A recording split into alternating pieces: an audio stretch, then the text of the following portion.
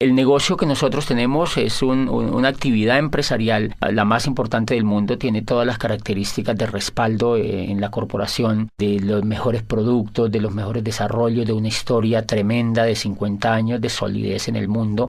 Luego, ese no es el mayor problema en un tipo de negocios como esto. Yo evidencié que aquí había un gran negocio porque tiene un programa educativo muy estructurado y ese fue el que me hizo a mí tomar la decisión de hacer ese negocio. Yo creo que es importante porque si hay una buena o mala educación, eso determina el futuro de los seres humanos. Y cuando yo examino el programa educativo que tiene este negocio, lo que llego a la conclusión es que es lo más importante que yo he conocido. Yo vengo del mundo universitario, he trabajado por más de 8 años como rector de una universidad y he trabajado en el mundo académico por el tiempo que he estudiado y después ya como dirigiendo una institución universitaria, y siempre había cuestionado el modelo educativo tradicional por sus falencias y por las rutinas que ya ha creado a través de los siglos. Cuando conozco el programa educativo encuentro que es muy importante para desarrollar el negocio porque toma a las personas y las transforma, hace una transformación profunda de los seres humanos y les hace creer en sí mismas, les hace evidenciar posibilidades y las hace tomar el control de su futuro. Una de las grandes sorpresas que yo encontré, yo entro como todas las personas a pegarme, digamos, a ese programa educativo porque me parecía siempre que la educación era importante. Cuando yo entro, encuentro que tiene 3 características esenciales. Yo lo he venido estudiando, he venido beneficiándome de él. Esas 3 características son, primero, que es un programa continuo, y eso es muy importante. Esa es una diferencia fundamental entre la educación tradicional y este programa educativo, y es que es continuo. La continuidad radica en que desde que una persona entra al negocio empiezan a educarla y esa educación nunca termina. La persona cuando puede estar ya muriendo, pero la persona tiene la posibilidad de estar estudiando y tiene la posibilidad de estar creciendo.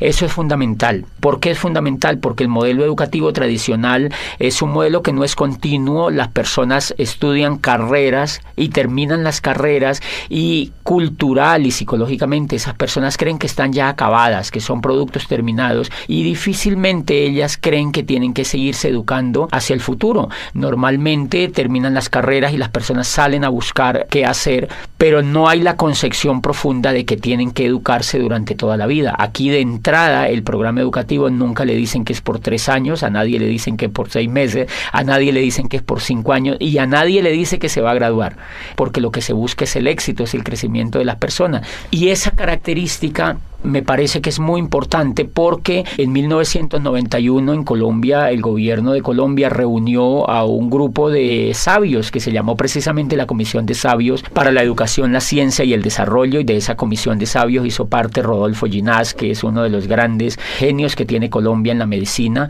Él fue el director del Instituto de Neurología de Nueva York. Estuvo en esa comisión Manuel Elkin Patarroyo, y estuvo dentro de las personalidades, estuvo Gabriel García Márquez, y esa comisión determinó que, yo recuerdo que en uno de los resúmenes que esa comisión escribió, dice Gabriel García Márquez, que fue quien redactó el resumen final, dice: las condiciones de Colombia están dadas como nunca para el cambio social y la educación será el instrumento maestro. Dice él, pero no es cualquier tipo de educación la que necesita Colombia para transformarse. Dice, necesitamos una educación que sea inconforme y que sea reflexiva, una educación que vaya desde la cuna hasta la tumba, o sea, que sea continua. Dice, necesitamos una educación que nos inspire una nueva manera de pensar y que nos inste a descubrir quiénes somos en una sociedad que se quiera más a sí misma. Y eso es fundamental porque en el año 2001, yo estaba viviendo en Europa, y un día en la ciudad donde yo vivía bajé a comprar el periódico y encontré que había un aviso donde requerían un empleado para una multinacional y decía: se necesita gerente de recursos humanos para una empresa en el norte de España. Y a mí me emocionó ese aviso porque yo creía tener posibilidades para aplicar. Cuando yo veo en ese aviso decía abajo: no mayor de 29 años.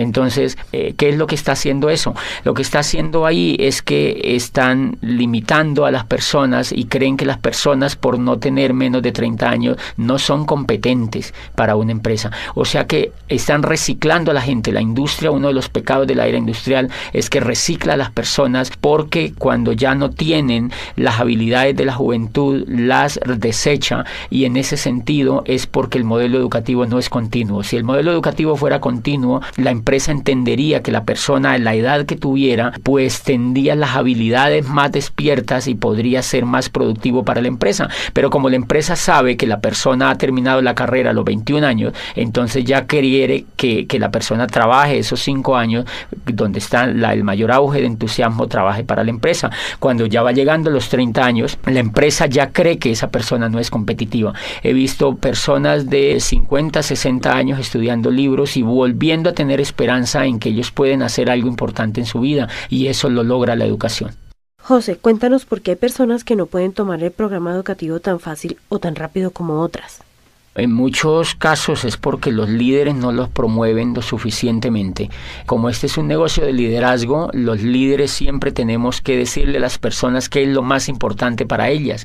Y entonces pueden haber varias fallas. Una, que los líderes no están lo suficientemente comprometidos con lo esencial que tiene un negocio como estos, y es la educación. Y la segunda cuestión es que hay personas que definitivamente no quieren educarse, porque la educación es un asunto voluntario. La educación está allí para que la gente la tome, así como el éxito, así como el progreso, así como la abundancia, así como la posibilidad de avanzar en la vida es una opción. La educación también es una opción. Por fortuna estamos en un país donde pues las personas optan por educarse o no, donde todo es libre, y entonces aquí también ese es un elemento importante. Hay personas que no creen que sea importante para ellos, y ahí hay un tema de conciencia que hay que respetarlo.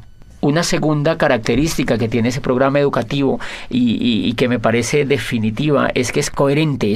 La primera característica es continuo, la segunda es que es coherente. La razón número uno, la cual me sorprendió a mí, es que los maestros que educan en el negocio tienen el resultado en la mano. Diferencia fundamental con el modelo educativo tradicional. El modelo educativo tradicional, no siempre o casi nunca los que educan tienen el éxito. Entonces, a mí me sorprendió ver que yo fui a un seminario y los que me hablaban en ese seminario eran diamantes. O sea, eran libres financieramente, y ellos me estaban enseñando a mí a ser libre financieramente. Entonces, obviamente, cuando yo escucho a alguien que tiene el resultado, eso me da confianza, eso me da fe, porque ella es una persona que tiene las mismas capacidades que yo, y entonces yo creo que yo también lo puedo lograr. Y eso en educación, desde el punto de vista pedagógico, es determinante, que la persona que eduque a otros tenga los resultados de éxito que está transmitiendo a las otras personas. Yo, cuando conocí el mundo universitario, me daba cuenta que habían profesores, por ejemplo, que enseñaban administración de empresas y nunca habían tenido ninguna empresa. Entonces le enseñaban a los estudiantes a montar empresas, pero ellos jamás habían tenido la oportunidad de tener una empresa, ni nunca la querían tener además. Y entonces encuentras tú profesores de finanzas, por ejemplo, que enseñan finanzas a los estudiantes y ellos están quebrados financieramente. Yo recuerdo una vez cuando yo estaba trabajando en el mundo universitario, entrevisté a un profesor y él daba macroeconomía, y entonces yo le pregunté, bueno, tú que sabes tanto de la economía, tú debes estar muy bien económicamente, y me dijo, no, yo la verdad no estoy bien económicamente, tengo muchas deudas, tengo problemas financieros, pero es que eso hace parte de la microeconomía y yo lo que enseño es macroeconomía. O sea que es una cosa bastante interesante, y eso tiene mucho que ver con la incoherencia. Nuestro modelo educativo tradicional definitivamente se volvió muy incoherente, y entonces tú encuentras profesores que enseñan éxito, que hablan de éxito, pero ellos no lo tienen, que hablan de dinero, pero ellos no lo tienen, que hablan de empresas, pero ellos no lo tienen. Y entonces ese es uno de los fracasos importantes del modelo tradicional. ¿Por qué? Porque los muchachos, como tienen ese espejo en sus profesores, ellos terminan duplicando a sus profesores, y eso empieza a generarse una ola de pobres que educan a pobres, de pobres que educan a pobres, que se educan entre los pobres, y todos terminan siendo pobres. Entonces por eso tú encuentras gente que les cuesta tener resultados financieros importantes, porque el reflejo y el espejo que ellos han tenido durante todas sus carreras por 20, 30 años de estudio ha sido de incoherencia. Y me hace acordar de una historia bellísima que leí en pedagogía alguna vez de un muchacho que quería estudiar cacería de dragones, era en Oriente, y él había encontrado que existía, pues la mayor necesidad de esa región era atacar la plaga de los dragones que lo infestaban todo. Entonces su padre lo lleva donde el maestro Lin, que era el más dotado en este tema de cazar dragones, y entonces el muchacho se matricula allá. Empieza a aprender primer semestre cómo cazar dragones 1, segundo semestre cómo cazar dragones 2, tercer semestre cómo cazar dragones 3, etcétera, etcétera. Pasan los 5 años y él se gradúa como cazador de dragones. Están tan contentos la familia que van a celebrar con él el grado, lo abrazan, se toman fotos, llevan la abuelita, todos los familiares, las tías, los primos, etcétera, etcétera, y los amigos, y brindan ese día porque se gradúa el hijo como cazador de dragones. Estaban tan felices que lo matriculan inmediatamente en la maestría de cómo cazar dragones, profundo ya, una maestría es una especialidad importante, y entonces el muchacho se queda ahí mismo en esa escuela de cazadores de dragones con su maestro dirigiéndole la maestría, y entonces ya empieza a profundizar cómo cazar dragones en el aire, cómo cazar dragones en el mar, cómo cazar dragones pues en la selva, y se especializa y termina la maestría. Vuelven y celebran a los 2 años y medio, 3 años, él termina, lleva 8 años estudiando cacería de dragones, y entonces celebra y sale como magíster en cacería de dragones. Se va al campo a cazar dragones y al cabo de 10 años regresa muy triste, ya más avanzado de edad. El muchacho ya está entrando en los 30 años, 30 y pico de años,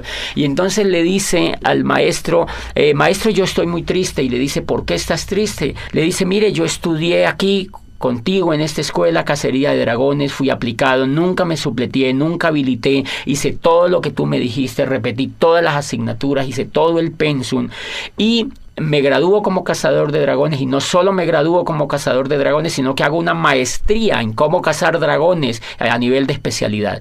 Me gradúo de magíster como uno de los más brillantes estudiantes, y llevo 10 años en el campo, y no me puede creer, maestro, no solamente no he cazado ni un dragón, sino que ni siquiera lo he visto. Entonces el maestro se queda viéndolo y le dice, hijo, no te pongas triste. Vamos a hacer lo siguiente, vas a volver al campo durante otros 5 años y vas a trabajar muy duro en cómo cazar dragones. Si al cabo de 5 años no has logrado cazar ningún dragón, se le acercó al oído y le dijo, haz como yo.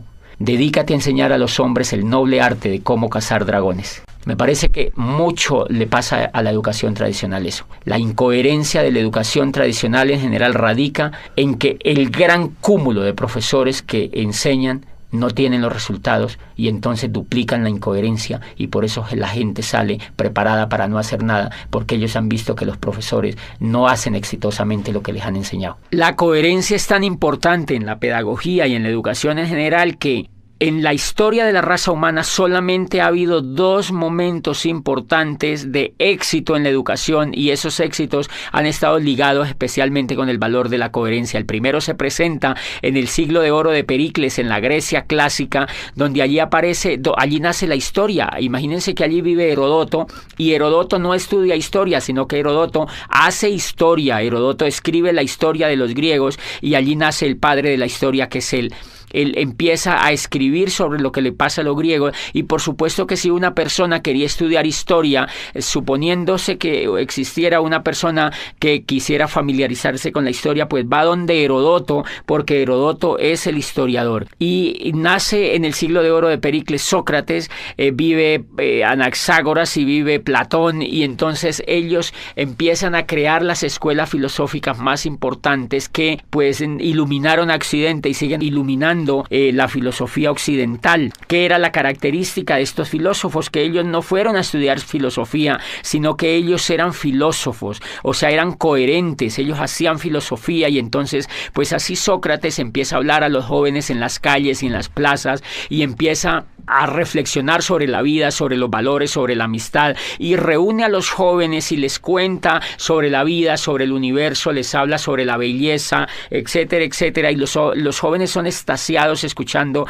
a Sócrates, de manera que esa coherencia que él tiene de no enseñar filosofía, sino de hacer filosofía, hace que Platón, por ejemplo, se interese en la filosofía, y hace que otra cantidad de discípulos que surgieron a raíz de la aparición de Sócrates en la escena ateniense, pues empiece a duplicarse, y lo que se duplica entonces es el éxito de la coherencia. Y nace también en el siglo de oro de Pericles la tragedia.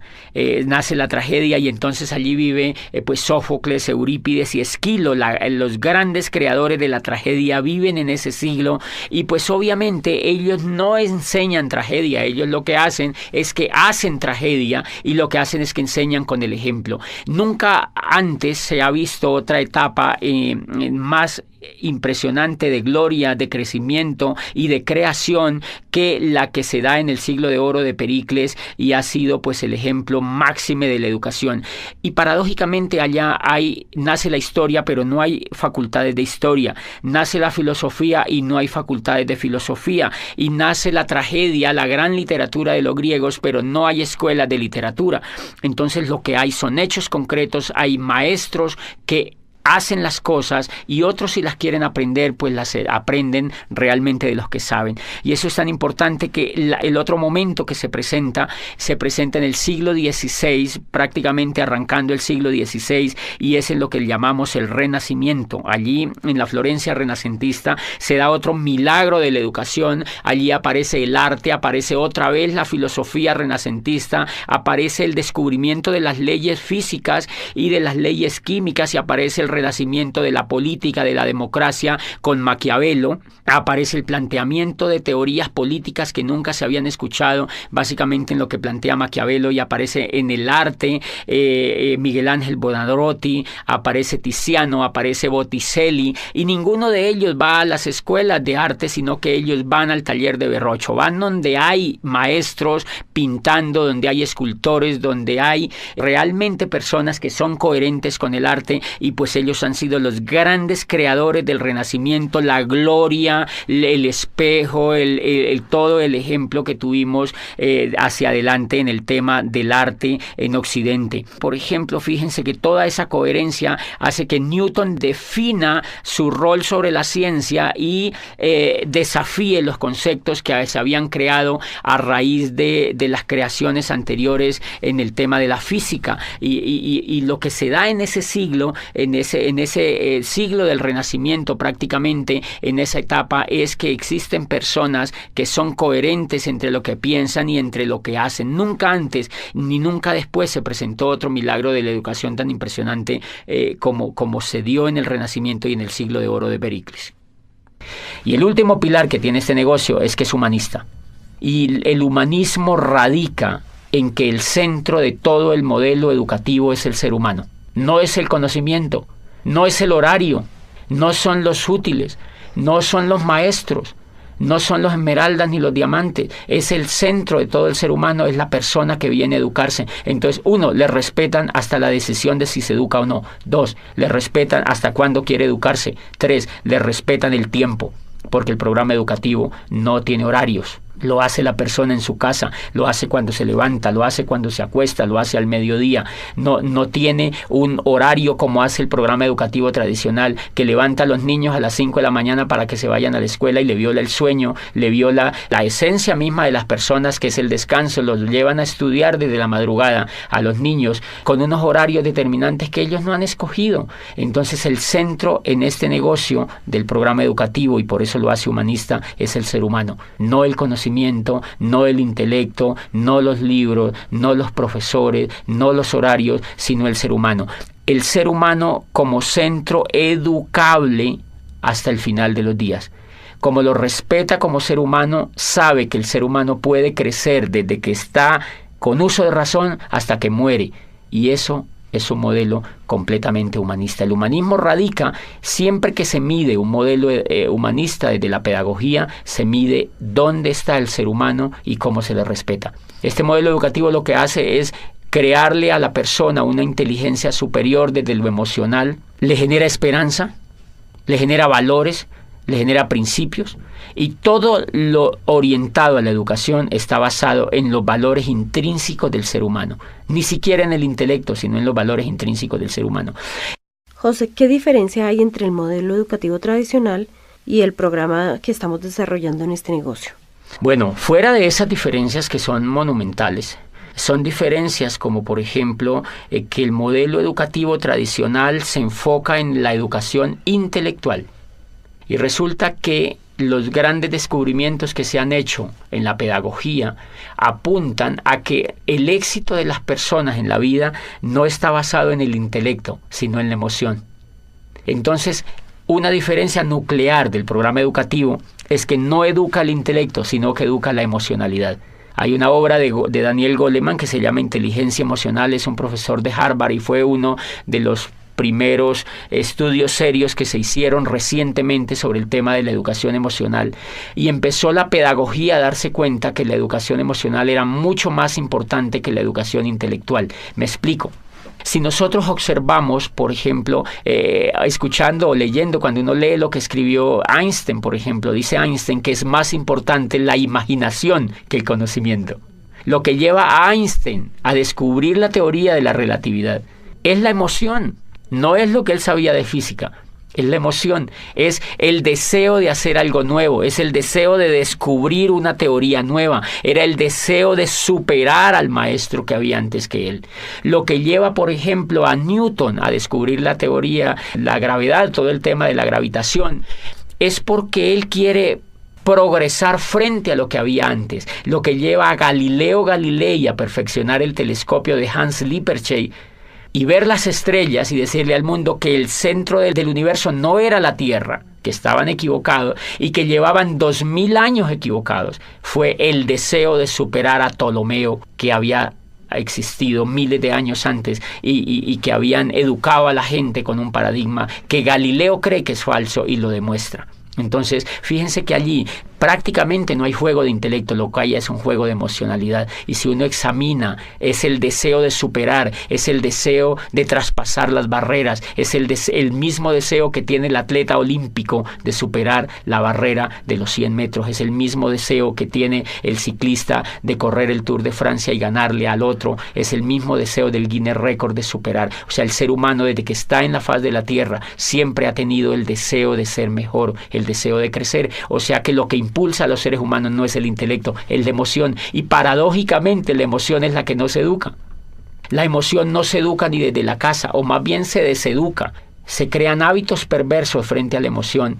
Y cuando uno llega a la escuela, lo que menos se le educa es la emoción. Entonces termina uno fracasado porque no le han educado el motor que tienen todos los seres humanos, y es la inteligencia emocional. La inteligencia emocional es lo que logra que una persona como Shakira, por ejemplo, a quien la despreciaban por su voz en el colegio, porque no era competitiva frente a los estándares que la profesora tenía, lo que hace que ella se vuelva en una de las cantantes más impresionantes a nivel mundial es la fe que ella tiene, es la confianza que tiene en ella misma, es la esperanza en el futuro que ella tiene, y es la capacidad que ella tiene para transformar los hechos que la rodean. Eso no es intelectual, eso es emocional.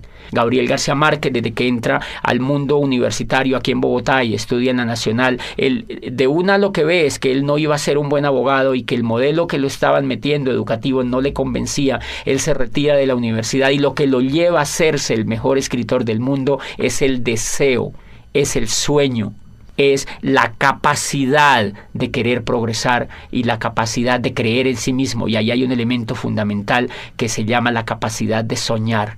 La capacidad de soñar es un elemento emocional. Y si ustedes examinan, esa es una diferencia importante. El sueño, por ejemplo, está prácticamente vetado en la educación tradicional. Tú estudias 20, 30 años en la educación tradicional y normalmente a ti nunca te hablan de sueño. Nunca tú ves a un profesor hablándote de que es importante soñar. Nunca te hablan de que es importante soñar, porque ese elemento es casi cursi en la educación tradicional. Y si tú examinas todo el progreso de la historia de la raza humana, tú encuentras que los únicos que han transformado el universo han sido los soñadores. Entonces, si los soñadores han sido los que se inventaron la física, la química, la matemática, la astronomía, la música, la literatura, los que han dado los grandes avances han sido los soñadores, ¿por qué la educación no habla de sueños? ¿Por qué el sueño está prácticamente vetado? Y a uno no le hablan de sueños en la educación tradicional, a uno le da el sueño. Pero realmente allá nunca ve uno, en general uno no ve profesores soñadores. Y me llama la atención eso porque uno de los elementos importantes, la diferencia de los seres humanos con los animales, es que los seres humanos se difieren en que los seres humanos somos soñadores. Los animales no sueñan. Los animales vienen programados genéticamente para repetir lo mismo que ha hecho su especie a través de miles de años. La abeja repite el mismo panal, la hormiga repite el mismo hormiguero, el cerdo repite el mismo comportamiento de los otros animales. Y entonces, si la diferencia de los seres humanos con los animales es soñar, quiere decir que un modelo educativo que no nos enseñe a soñar no nos está humanizando, sino que nos está animalizando. Cuando yo entré a este programa educativo y encontré que el centro de todo el programa educativo era hablar de sueños, era volver a poner a la gente a soñar, era diciéndole a la gente, tú puedes lograr lo que tú quieras, tú puedes construir el futuro que tú quieras, tú puedes aprovechar este vehículo y cambiar la historia de tu vida, tú puedes imaginarte un futuro mejor. Ahí me di cuenta que estaban humanizando al ser humano. Y entonces me di cuenta que llevaba yo 20 años acercándome más a la raza animal que a la raza humana mediante la educación. Esa es una trampa que la educación tradicional no ha descubierto todavía y que hay intentos por progresar, pero es tan grande. La educación tradicional lleva más de 800 años haciendo lo mismo y no la han cambiado prácticamente ni un ápice. De manera que hay que entenderla, es un modelo muy complicado de cambiar, pero nosotros podemos hacer cosas por los demás y yo pienso que la labor que está haciendo el modelo educativo de este negocio pues es impresionante, porque en lugar de cuestionar lo que ya hay, hacemos realidades los sueños de muchas personas con una herramienta que es verdaderamente revolucionaria desde allí. Y los sueños son emocionales, ese es un elemento. Otro elemento como ejemplo es la confianza. Si tú te das cuenta, los Estados Unidos de América en estos momentos han entrado en una recesión. ¿Qué es la recesión? Carencia de confianza en la economía. No es que no tengan dinero, lo que pasa es que no quieren invertir el dinero. Los bancos no quieren prestar. ¿Por qué no quieren prestar? Porque no tienen confianza.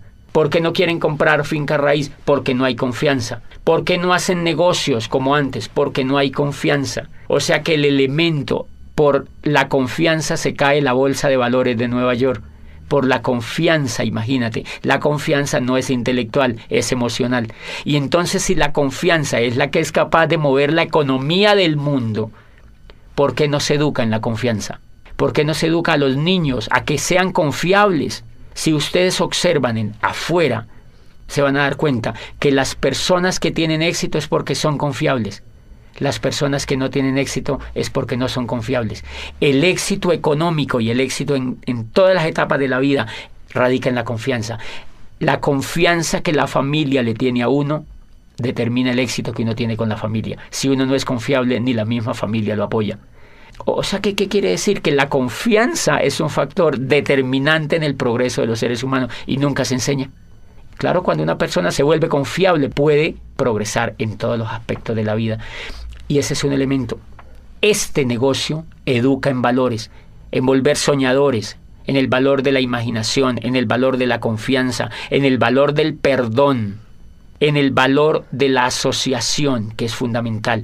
La asociación, fíjate que en la educación tradicional, uno de los elementos que me gustó de este negocio es que cuando yo entré me empecé a asociar con gente rica.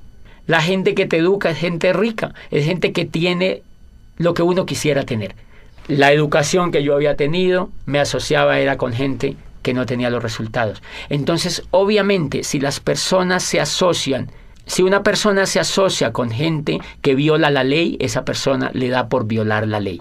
Si una persona se asocia con gente fumadora, se quiere volver fumador.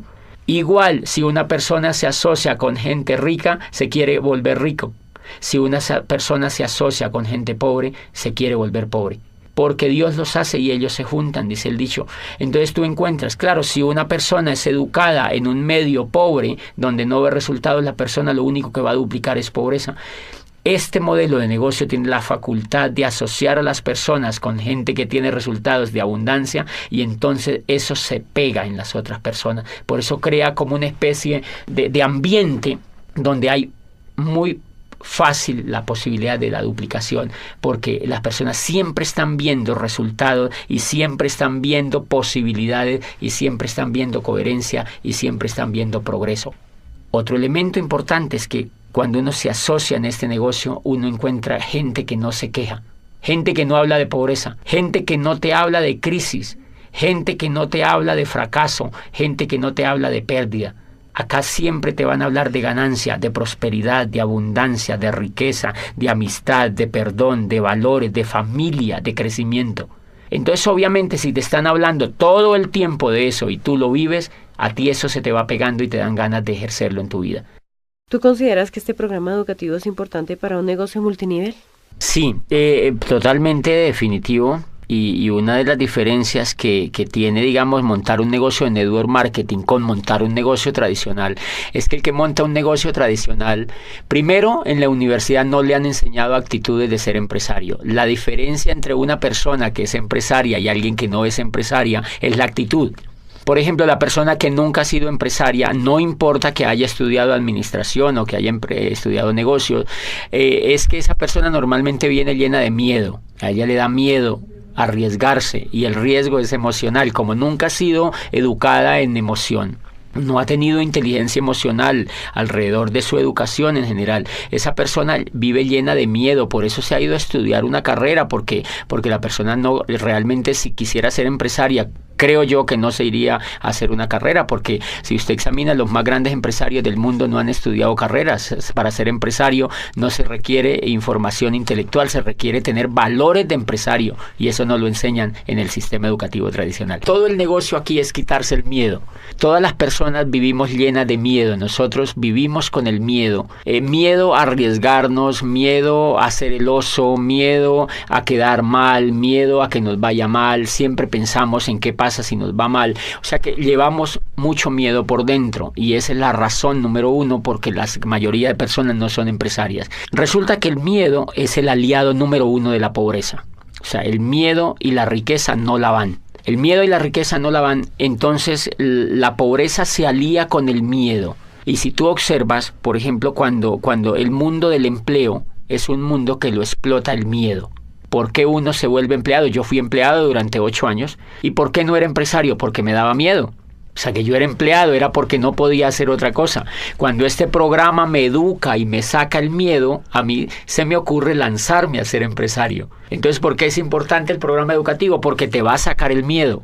El miedo siempre vive con uno. Lo que pasa es que el programa educativo lo minimiza, lo arrincona, lo manda a espectros donde uno no lo necesita. Y cada vez que uno se educa emocionalmente en ese negocio, el miedo se aminora. Los seres humanos en cuestiones con el miedo somos como un demaquillante. El demaquillante normalmente tiene mitad de agua y mitad de aceite. Entonces, normalmente nosotros salimos de las carreras o llegamos a la vida así, con mitad de miedo y mitad de coraje. Pero normalmente el miedo gana, porque es más fácil no hacer las cosas que hacerlas, obviamente. Entonces, lo que hace el programa educativo es que nos agita. Hagan de cuenta que se agita ese demaquillante, y el miedo se mezcla con el coraje. Y entonces, como el miedo se mezcla con el coraje, no nos puede ganar. Y entonces uno sale y da un plan, uno va y muestra los productos, uno va y hace un auspicio, uno hace algo en el negocio. Y cuando uno se ha dado cuenta, nos hemos dado cuenta que cuando uno deja de escuchar el programa educativo, deja de educarse emocionalmente, vuelve y se aparta el miedo, y vuelve el coraje, se aparta, y entonces uno para de hacer el negocio. O sea que todo el negocio en los seres humanos consiste, para ser empresarios, en quitarnos el miedo. Y por eso es importante, porque las personas llegan pues llenísimas de miedo, y eso es lo que va ocurriendo en la mente de la gente. Cuando la gente se empieza a quitar el miedo, empiezan a sentir poder. Por eso es que yo no le recomiendo a ninguna persona que sea empleada que se salga de los empleos. Cuando inician el negocio, me preguntan, ese negocio me parece muy bueno, yo me quiero salir del empleo, yo quiero dedicarme solo a esto. Yo le digo, prohibido. Porque esa persona no se ha sacado el miedo todavía. No le recomiendo tampoco, porque si esa persona ya se hubiera sacado el miedo, ya mínimo era platino en ese negocio, o era esmeralda, o era diamante. La razón por la cual no ha calificado es porque tiene miedo. Entonces es muy recomendable que las personas se vayan sacando de a poquito el miedo, y que valoren sus empleos, que se vuelvan buenos empleados, es decir, que hagan bien sus funciones, pero poquito a poco se van quitando el miedo. Y cuando se quiten el miedo, se quitan al jefe también, pero antes de que se quiten el miedo no se lo van a poder quitar. Entonces es fundamental, y además las emociones, la excelencia, dice Aristóteles, no es un acto sino un hábito, y lo que busca este programa educativo es volver a la gente excelente. Y entonces, ¿por qué hay que pegarse al programa educativo? ¿Por qué es importante para un empresario? Porque le va a quitar el miedo y porque le va a generar el hábito de la excelencia. Y eso no se genera en un día, tiene que generarse en un proceso. Bueno, José, entonces, ¿qué le dirías tú a aquellos empresarios que ven el sistema educativo como un gasto? Bueno, más que decirles es como evidenciar qué es lo que pasa normalmente con un empresario nuevo que ingresa al negocio y no es que no le guste, porque a ellos les gusta, lo que no les gusta es pagar. Entonces, porque el programa educativo tiene un costo, si tú observas la carrera que has hecho, eso te ha sacado dinero y tiempo, mucho dinero y mucho tiempo, y tienes que evaluar los resultados que tú tienes con eso que has hecho. Luego acá, si tienes un programa educativo que es altamente competitivo, que es diferente a lo que has hecho y aquí vas a construir el futuro, pues lo menos que puedes hacer es pegarte al programa educativo. Porque la gente no se pega. La gente no se pega porque está acostumbrada a no invertir en su mente. En general, la gente hace las carreras porque todo el mundo las hace. En general, la gente va a las universidades porque si no va a las universidades, los papás los recriminan. Entonces, es como un poco para dónde va Vicente, para dónde va la gente, porque es culturalmente aceptable que un pelado salga de la universidad y lo primero que la mamá se queda viendo es, bueno, salga del colegio y ahora ¿cuál universidad va a entrar? Es un imperativo social. Pero normalmente ellos no están interesados en invertir. Ellos no están interesados en general, sino que la cultura los avienta a eso. ¿Qué es lo que pasa acá? Que como es mucho más libre y es mucho más optativa la decisión, más aún que hay que aclarar que este programa educativo es totalmente voluntario para los empresarios. Ninguno de nosotros podemos obligar a un empresario a que se pegue al programa educativo. La gente en general no se pega porque están acostumbrados a invertir pues un poquito del pecho para abajo. O sea, invertimos es en comida, porque si no invertimos en comida nos morimos. Entonces la gente compra carne, compra cebollas, compra tomates, compra mercado y compra cosas para comer, pero casi no compra cosas para alimentar la mente. Entonces la mente la alimentan con televisión, la alimentan con programas de radio, la alimentan con noticieros, la alimentan con negativos, la alimentan con charlas con los amigos, lamentándose de la vida y hablando de la crisis.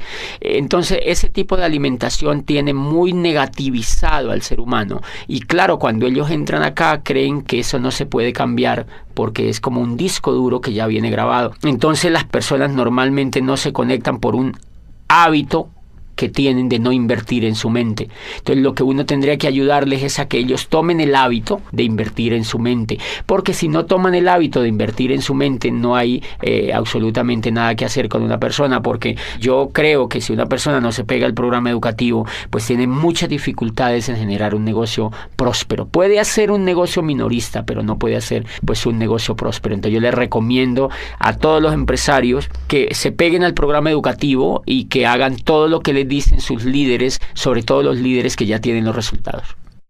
José, ¿tú crees que una persona siendo profesional le sea más difícil entrar a este sistema educativo? Yo creo que eso depende mucho de la actitud de la persona empresaria que entra al negocio. Hay muchos casos de profesionales con una excelente actitud para educarse, pero tenemos montones de casos de profesionales que ven el negocio y son renuentes al conectarse al programa educativo. ¿A qué acuso yo esa renuencia? Creo que esa renuncia tiene que ver con lo que ellos creen que son. Como ya son médicos, como uno ya es abogado, como uno ya es ingeniero, entonces uno se cree producto terminado. Y ellos no tienen la culpa, ellos así los han hecho creer. Eso se lo ha hecho creer todas las décadas que llevan de estudio y los grados que les han dado. Entonces se creen productos terminados y creen que esto es un jueguito, que esto es una cosa allí pues como para decidirlo de manera sencilla. O sea, no creen que sea tan importante porque se creen productos terminados. Pero cuando ellos van, digamos que entra un ingeniero, yo he tenido casos de ingenieros civiles que me dicen, yo entro a eso y eso me gusta y yo sé que eso es espectacular como negocio. Y empiezan a dar planes, y empiezan a trabajar, empiezan a querer auspiciar, empiezan a querer construir el negocio y se frenan. Y vuelven a mí y me preguntan, no sé qué es lo que me pasa. Lo que pasa es que yo voy donde la gente y me dice que no, yo a veces contacto a la gente y me dejan plantado. Y obviamente para un profesional de esos, pues un resultado de eso lo golpea. Cuando yo los escucho me dicen, no tengo resultado, yo le doy y le doy y le doy y no avanzo. Entonces yo advierto muchas cosas. Él se empieza a dar cuenta de que le falta algo que él no sabía que le faltaba. Y es, por ejemplo, coraje, disciplina. perseverancia. Él se quiere rajar, por muy ingeniero que sea, él se quiere rajar al segundo mes. O sea que él en ese momento le está faltando inteligencia emocional. Él es buen ingeniero, pero como empresario no tiene inteligencia. Entonces, él en ese momento, antes de conectarse al programa educativo, él no se da cuenta que le falta la inteligencia emocional suficiente para ser empresario. Entonces, creo que esa es una de las razones. El sentirse producto terminado, fíjense que la ignorancia, decía Platón, no es un estado de escasez, sino un estado de llenura. Y entonces cuando uno es profesional, uno se siente lleno, uno se siente que se va a comer el mundo, uno cree que ya todo lo sabe.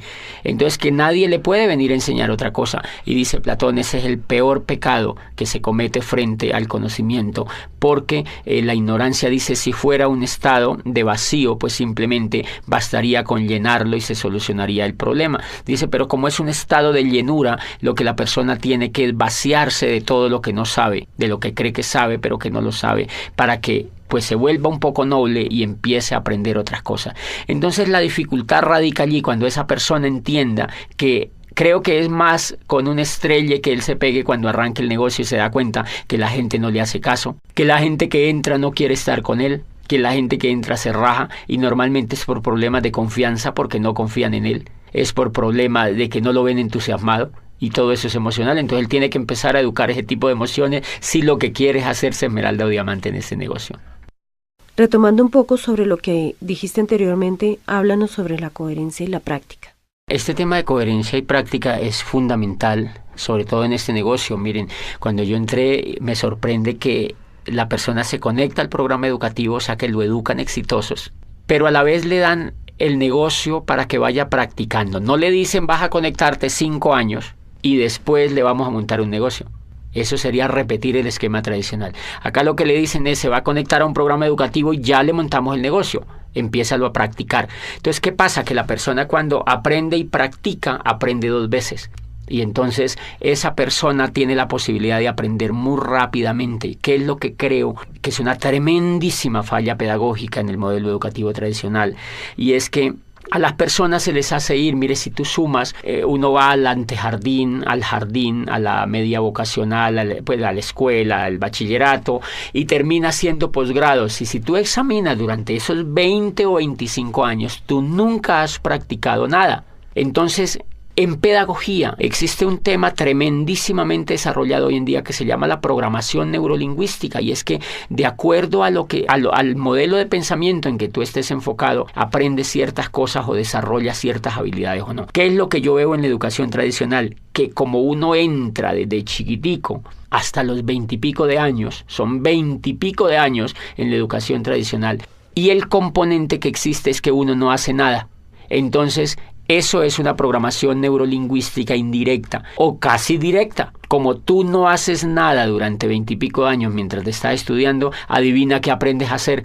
Nada. Y por eso es que después, ya cuando uno realmente empieza a aprender a hacer algo exitoso, es cuando ya está viejo o cuando ya está de mayor edad, porque ha pasado la mayoría del tiempo sin hacer nada. En cambio, una sorpresa tremenda en este negocio es que cuando la persona ingresa al negocio, le montan un negocio para que empiece a practicar. Entonces él ejerce el tema de aprender mediante el error. Aprende, practica y comete errores. Aprende, practica y comete errores. Entonces él mismo va viendo cómo es que él mismo tiene que superar los obstáculos, porque él mismo es el que está practicando. No otro por él, ni en piloto simulador, sino en la realidad. Él sabe que cuando raja a una persona, por ejemplo, es porque es mal comunicador en muchos casos. Él sabe que cuando contacta y no logra auspiciar a la persona es porque es un mal comunicador. Entonces aprende que él tiene que mejorar esa habilidad de comunicarse mejor, etcétera, etcétera. Pero realmente lo importante allí es que la teoría y la práctica van completamente hiladas desde el primer momento. Y bien, eso hace pues que hayan tremendas posibilidades de éxito. Yo mismo me pongo a examinarme. Yo estoy durante 20 y pico de años en la economía tradicional y en la educación tradicional. Y el éxito en lo que yo hago, pues en lo que yo quería hacer con mi vida, era mínimo, realmente mínimo, tanto que al nivel de frustración me había llevado. Este programa educativo, en 4 años, ha logrado lo que ningún programa educativo pudo hacer con la vida mía. Por eso pienso que el valor tremendo que tiene y el valor pues lo tiene muy, muy empotrado en la coherencia. ¿Cuál sería tu mensaje final para los empresarios? Bueno, yo creo que redondeando esto, Sonia, es pues entender un poco que infortunadamente en el mundo tradicional no hay modelos educativos que cambien a la gente de cuadrante.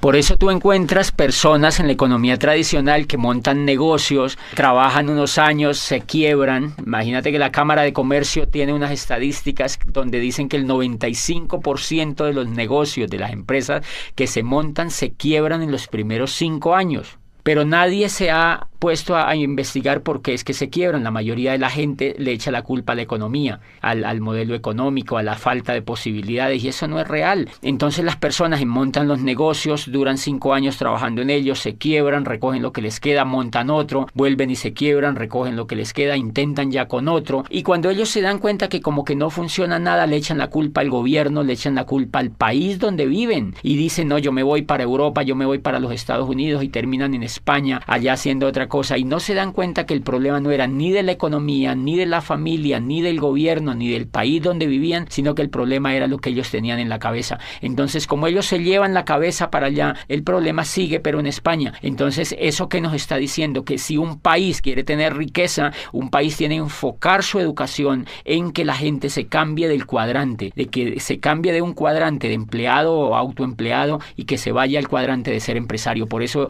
yo insto a los empresarios de América Latina a que motiven a las otras personas que conocen a que se peguen a un programa educativo que en el fondo lo que va a hacer con ellos es cambiarlos de cuadrante para que logren no solo el éxito en este negocio, sino en cualquier cosa que ellos pues emprendan en la vida.